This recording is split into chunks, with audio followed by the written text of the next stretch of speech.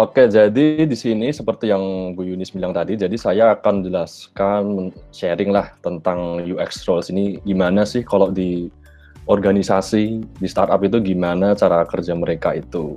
Jadi UX itu tujuannya apa sih sebenarnya? Nah, kalau apa UX kan mungkin udah pada tahu ya UX itu apa. Keren kan ya UX. Kalau ditanya orang kerja di mana, kerja jadi apa? UX, user experience, apa tuh keren banget istilahnya. Sebenarnya tujuannya itu kalau menurut saya itu intinya kita itu untuk mendesain experience yang membuat kehidupan orang itu menjadi lebih mudah dan meaningful. Jadi kita itu dalam pekerjaan UX ini kita itu outputnya yaitu kita bisa menciptakan produk yang easier, maksudnya itu simple digunakan oleh pengguna dan bisa memecahkan problem mereka. Jadi kebutuhan mereka apa itu kita bisa pecahkan dengan role UX ini.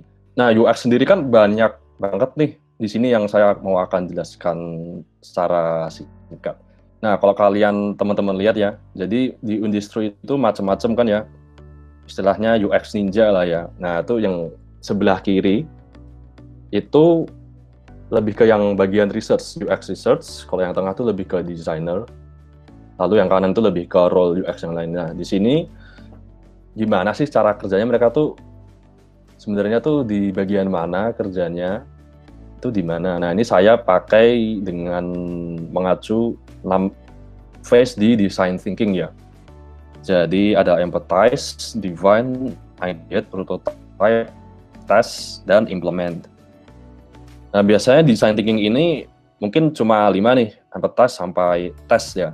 Nah, biasanya ada satu yang terlupakan nih, implement. Jadi, kalau kita udah test, desain, dan lain, tapi kalau nggak diimplement, kalau nggak dipakai oleh user, itu kan juga nggak ada gunanya kan kita buat sesuatu, tapi akhirnya nggak dipakai. Jadi, ada 6 phase di design thinking ini. Kalau detailnya gimana dari proses di design thinking tadi, nah, ini saya akan jelaskan ya. Jadi, pertama ini kan ada fase empathize. Nah, empathize ini jadi yang pertama kita lakukan tuh kita awalnya harus tahu nih objektif kita itu apa sih sebenarnya melakukan research ini. Jadi kalau kita melakukan research tapi nggak tahu objektifnya, itu kita jadi istilahnya tanpa arah lah. Objektif itu semacam map-nya kita. Kita research-nya tuh mau fokus kemana kita nggak tahu.